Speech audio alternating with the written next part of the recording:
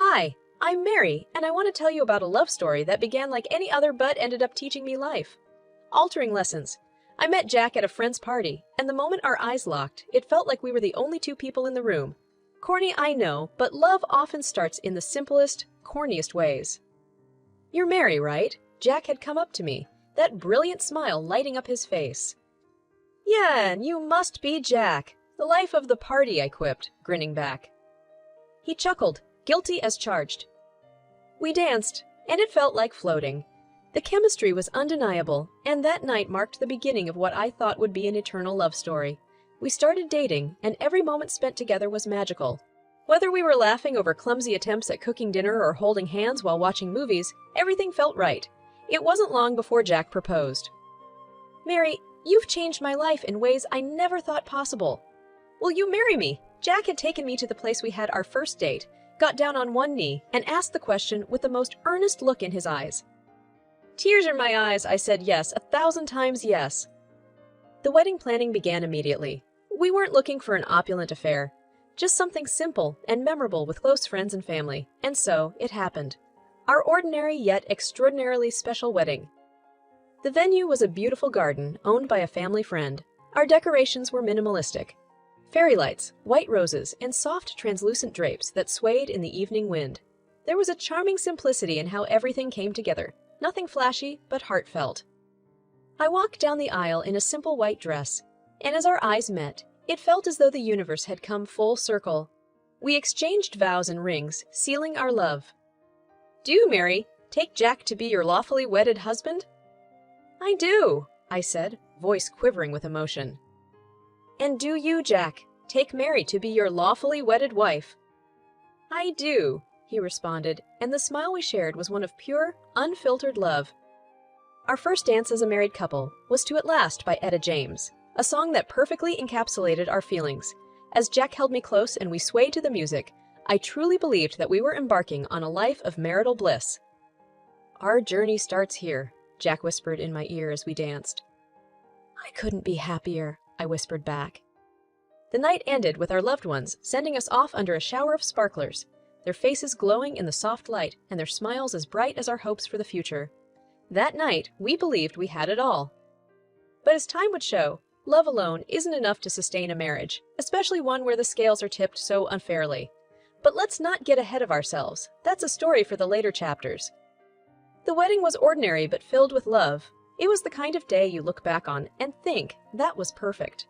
It was our perfect, but perfect, would soon unravel in ways I never imagined, leading me to understand that sometimes the most painful lessons come from the most ordinary beginnings.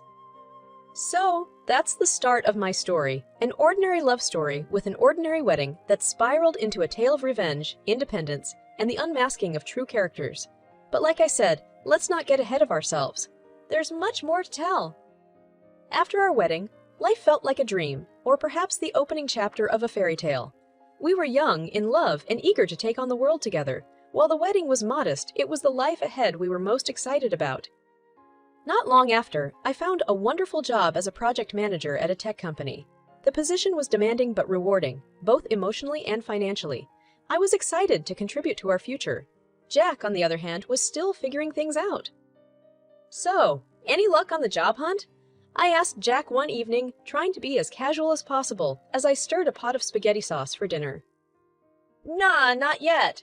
I've been sending out resumes, but you know how it is. The market's tough," Jack replied, not lifting his gaze from his phone. I took a deep breath. "Well, as long as you're trying, we've got bills to pay after all." "Don't worry, babe, it'll work out," he said, finally looking up and giving me a smile that still made my heart skip a beat. I smiled back, though my eyes betrayed a flicker of concern. We eventually decided to buy a house, a quaint suburban place with a white picket fence, just like you'd see in the movies. It was perfect, or it should have been. The house was Jack's mother Linda's property, and she offered it to us for what seemed like a reasonable price.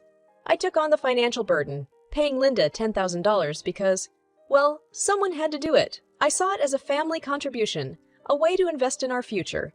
We even sat down with Linda to finalize things. "Mary, it's so generous of you to pay for the house. I never thought my Jack would marry such a financially responsible woman," Linda said, the contract spread on the dining table in front of us. I'm just glad we have this opportunity, Linda, I replied, holding my pen above the paper. We're family now, and this is what families do for each other. Absolutely, she said with a nod, watching me as I signed the dotted line. But it wasn't just the mortgage and the utilities and the groceries. It was everything. I was the breadwinner, supporting us while Jack's pursuits remained vague and undefined. He talked about starting a business or writing a novel, but those ideas never moved past the talk phase. The disparity began to gnaw at me, but I kept quiet for the sake of peace, for the sake of the love I thought we had. But there's only so long you can ignore the elephant in the room. Jack, we need to talk about finances. I'm shouldering all the expenses, and it's getting to be a lot. I finally mustered the courage to say one evening, Babe, you know I'm good for it. Once things pick up for me, I'll take care of everything, he promised, giving me a reassuring hug. I wanted to believe him. God knows I wanted to. But as days turned into weeks and weeks into months, trying wasn't cutting it anymore. Despite it all, I still had faith that things would improve. I still believed that love would see us through. Even when my gut feeling was screaming at me that something was off, I chose to ignore it because acknowledging that something was fundamentally wrong would mean confronting harsh realities I wasn't ready to face. And it was in this fragile setting, me being the sole financial pillar, Jack remaining unemployed, and us owing money to Linda, that our ordinary life began to show extraordinary cracks. And when the breaking point came, it came from a direction I hadn't expected, but that's for the next chapter. So, there you have it. The start of our new life together, built on shaky foundations that were bound to crumble. I just didn't know how soon it would happen, and how the collapse would ultimately free me. But let's not get ahead of ourselves. We'll get there soon enough. Life moved on, or at least it gave the appearance of doing so. Our new house was settling into its grooves, as were we, or at least I thought we were. Work was still hectic, but fulfilling for me, while Jack continued to exist in a perpetual state of figuring things out. One sunny afternoon, Linda decided to pay us a visit. I didn't think much of it initially. She was Jack's mother, and her coming over was normal, or so I assumed. I was still working on a project when they arrived, so I set them up in the living room with some refreshments and then retreated to my home office to finish up. But then I overheard their conversation.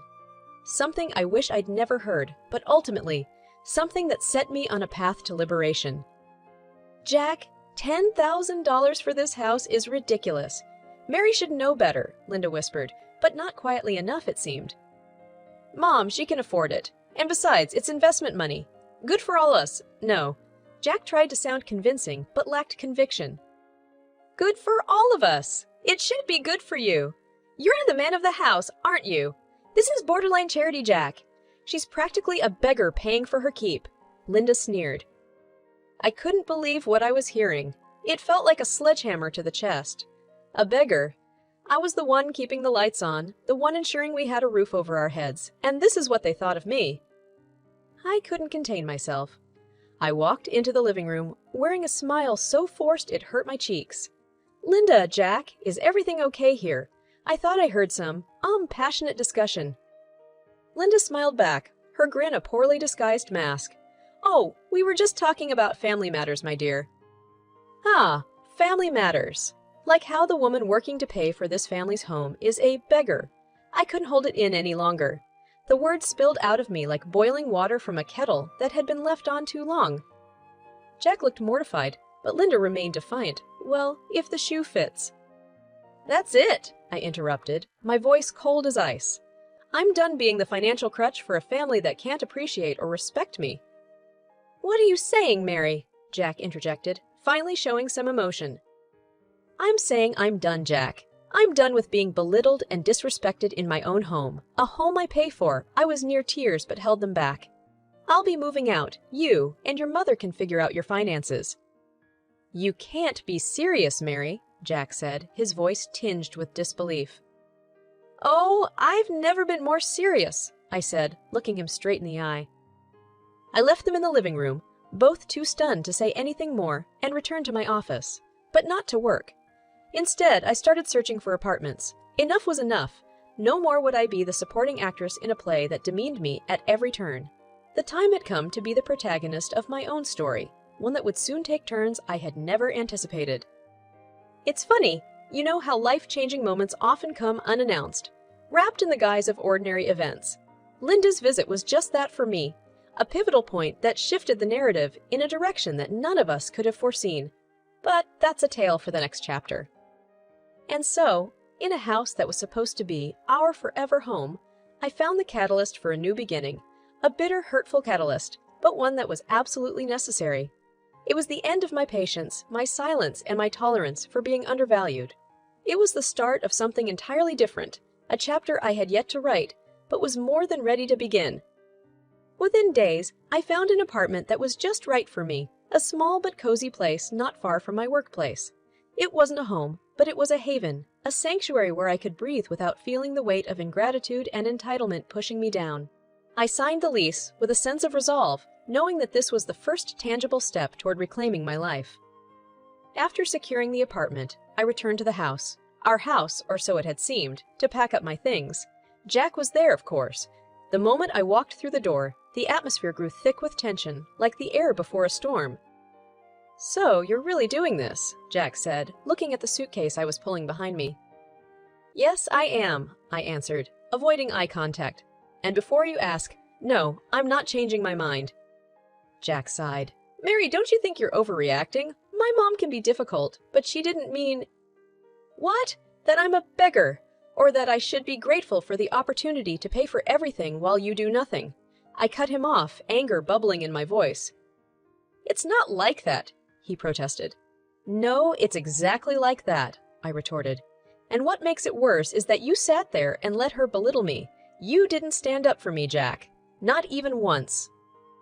Jack's face flushed with shame, but he said nothing. I spent the next hours packing my essentials, my clothes, documents, and the few personal items that reminded me of who I was. Before this relationship began chipping away at my identity. I even took the coffee maker. After all, I had bought it. "Mary, you're ruining us over a trivial fight. We're married. Don't we owe it to each other to work things out?" His voice had a desperate edge to it. I paused, considering his words. But then it hit me. "No, Jack, you've got it all wrong. I'm not ruining us. There was never an use, to begin with. There was a me providing and a you taking. That's not a partnership. It's a parasitic relationship, and it ends now." The air went still, and I could see in his eyes that my words had struck home. But before he could say anything, I picked up my bags and walked out the door, my head held high and my heart heavy yet determined. As I drove to my new apartment, I couldn't help but think how ironic it was that the breaking point in our marriage wasn't a scandalous affair or a life-shattering event, but rather the simple, brutal revelation of how little I was valued by the people who should have been my biggest supporters. But sometimes, that's all it takes, a harsh word, a cold truth, for the scales to fall from your eyes. As I unpacked in my new space, placing my clothes in unfamiliar drawers and setting up my coffee maker on a new countertop, I felt an immense sense of relief wash over me. I knew the road ahead wouldn't be easy. There would be legal processes to go through and emotional wounds to heal, but the most important step had already been taken. I had chosen myself over a life of thankless sacrifice. I had chosen to write a new chapter on my own terms. And as I crawled into bed that first night in my new place, the weight of my old life lifted. I realized that this, right here, was the first night of the rest of my life. The last straw had been the catalyst for my newfound freedom. And though the path was uncertain, for the first time in a long time, I was eager to walk it. But as for what became of Jack and his mother, well, let's just say that the repercussions of my departure were swift and far-reaching, and that's a story for the next chapter. My first weeks in the apartment felt like breathing after being underwater for too long. I rediscovered the simple joys that come with being solely responsible for oneself, choosing my meals without considering anyone else's preferences, blasting my favorite music without judgment, and spending my hard-earned money only on the things that made me happy. In these small ways, I felt the grip of my previous life loosen and fall away. Soon enough, Jack and Linda's financial struggles came to the forefront. It was surprising how quickly things spiraled out of control for them without my financial input. It wasn't long before my phone buzzed with a message from Jack. "Mary, can we talk? We're behind on the mortgage. I think we're going to lose the house." I looked at the message, my thumb hovering over the keyboard. A part of me, the old me, wanted to jump in and solve everything, but I resisted that urge and texted back. "I'm sorry to hear that, Jack, but this isn't it anymore. You and your mother will have to sort it out." He responded almost instantly. "Mary, please. I know we've messed up. Can we meet and discuss this? Maybe there's a way to fix everything." It was a tempting offer, one designed to prey on my empathetic nature, but instead of succumbing to it, I remembered all of the nights I cried myself to sleep, feeling unappreciated and used. My fingers tapped out my response. "Jack, you had your chance to fix everything when we were together. Now, I suggest you figure out how to handle your responsibilities. I'm focusing on my own life." With that, I silenced my phone and returned to my newfound peace. But peace, it seems, always comes at a price. Soon enough, I had to deal with the practical aspects of our failed marriage, like filing for divorce. With my steady income and Jack's lack of resources, he couldn't afford a lawyer, which made the process surprisingly smooth. The court date came and went, a mere formality at this point, and just like that, my marriage was officially over. On my way home from the courthouse, I got a call from Sarah, a friend I had reconnected with since moving out. "So, how did it go?" "It's done. I'm officially divorced," I told her, the words tasting foreign but liberating. "Wow, Mary, you've really turned your life around in such a short time," Sarah said, admiration coloring her voice. "It's been a roller coaster, but honestly, Sarah, I feel more Emmy than I have in years," I confessed, feeling grateful for her support. "We should celebrate. How about dinner this weekend?" "Sounds perfect," I agreed, already looking forward to it. And as I hung up the phone, I felt the full weight of my choices settle in, a weight not of burden, but of freedom. My new chapter was only just beginning, and for the first time, I held the pen. There would be challenges, of course, but also endless possibilities. Looking back, I realized that each moment, from Linda's toxic visit to my tearful packing, served as a stepping stone to where I am now. It was a path paved with hardship and painful realizations, but also one that led to self-discovery and growth. As for Jack and Linda, they eventually had to sell the house. Rumor has it they moved into a much smaller place, their dreams downsized to fit their means. Every now and then, I get a message from Jack, words tinged with regret and nostalgia. But I never entertain the thought of going back. Because sometimes, the best revenge isn't exacting a toll on those who've wronged you. Sometimes, it's showing them just how strong and capable you've always been, and how little you needed them to begin with. And so, with the ink of my old life barely dry, I eagerly write the opening lines of this new chapter.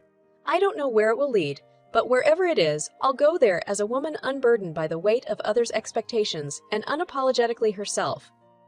And that, dear reader, is the sweetest revenge of all. Life has a way of coming full circle, and it wasn't long before I heard about the dire circumstances Jack and Linda found themselves in. They had to sell the house at a significant loss, a byproduct of rushed decisions and desperation. They moved into a cramped apartment, a far cry from the comfortable life they were accustomed to, on my dime no less. It was Sarah who broke the news to me over dinner. "Hey, have you heard about Jack and Linda?" I looked up from my menu, intrigued. "No, what happened?" "Well," she began, lowering her voice as if sharing a secret, "they had to sell the house, moved into a 2-bedroom apartment downtown. Jack even had to get a job." I couldn't help but smile. "Well, it's about time, isn't it?" "Definitely," Sarah agreed. "But you know, word is that they're blaming you for their misfortunes." "That doesn't surprise me," I said, returning my attention to the menu.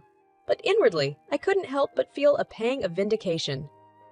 Sure enough, just a couple of days later, I received a call from Linda. I was genuinely surprised. I had expected her pride to keep her from contacting me. "Mary, this is Linda," she said, her voice almost unrecognizable. There was a tremor of vulnerability in it, a far cry from the imperious tone I was so used to. "Hello, Linda," I responded cautiously, curious about the purpose of her call. "Listen," she began, hesitating as if choosing her words carefully. "I know we've had our differences, but family is family. You've always been like a daughter to me." "Let's not pretend, Linda," I cut her off, feeling my own anger rise to meet her falseness. "What do you want?" She sighed. "Things haven't been going well since you left. We had to sell the house. Jack had to get a job, but it's not enough. We're struggling, Mary. And you're telling me this because—" "We need help," she finally admitted, the last shred of her pride dissipating with those 3 words. I felt a wave of emotions wash over me. There was a fleeting moment where the old Mary, the Mary who would have jumped to solve everyone else's problems, almost took over, but then I remembered the scorn in Linda's voice, the lack of support from Jack, and I knew what I had to say. Linda, it's not my responsibility to bail you out. You and Jack made your choices, just as I made mine, and for the first time in years, I'm choosing myself. The line went quiet for a few seconds before Linda finally spoke. So that's it then. You're turning your back on your family? You turned your back on me long before I ever walked away, I replied before hanging up. In that moment, I felt a sense of closure I hadn't realized I needed.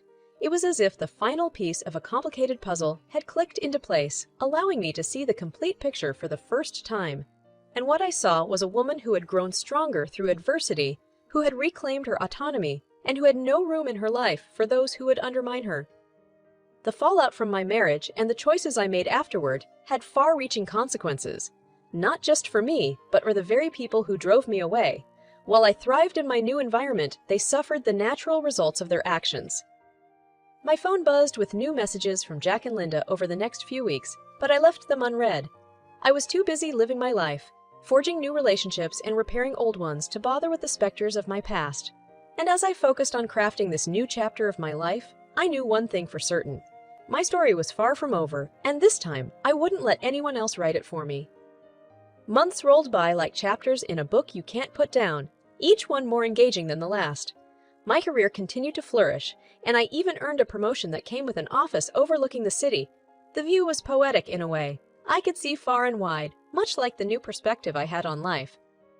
Sarah and I became close, and we made it a tradition to have a girls' night out every 2 weeks. During one of these outings, Sarah paused and looked at me with earnest eyes. You seem happier, Mary. Lighter, even. I thought about it for a moment and smiled. I am, Sarah. For the first time in years, I feel like I'm living for myself, not just reacting to the circumstances or people around me. That's wonderful, she said, lifting her glass. Here's to living your best life. To living my best life, I echoed, and we clinked glasses. However, it wasn't all roses. I had moments of doubt, moments when I wondered if I had made the right choices. I also had to grapple with societal expectations. Even in the 21st century, a divorced woman is often looked at differently. During a family dinner, my own aunt couldn't help but ask, "So, Mary, any prospects? You know you're not getting any younger." "Actually, Aunt Clara, I'm quite content with where I am right now," I answered, a polite smile fixed on my face. "But don't you get lonely?" she pressed on. "I have a fulfilling job, great friends, and a life that makes me happy. That's more than enough for me," I said, putting an end to that line of questioning. It wasn't long before news reached me that Jack had gotten a job as a night shift security guard. Linda, too, had started working part-time at a department store. Both were undoubtedly humbling experiences for them. Through mutual acquaintances, I even heard that Jack was attending community college, attempting to build a life separate from his mother. In an unexpected turn of events, Jack reached out to me. "Hey Mary, it's been a while. I've done some thinking, and I know I messed up. Would you be willing to meet? I'd like to apologize in person." The message sat there on my phone screen, a swirl of emotions whirling within me. And then, with a deep breath, I replied, "Jack, thank you for the offer, but an apology isn't necessary. We both made choices, and we're both living with the consequences. I wish you well, truly." I put down the phone, pondering the significance of this exchange. It wasn't that I was too proud to meet him or even hear his apology. It was simply that I had moved on. I had built a new life, free from the toxic environment that once held me back. Forgiveness had come, not in words exchanged over a tense coffee meetup, but in the peace I felt when I thought of my past. I had forgiven, but not forgotten, and that was enough for me.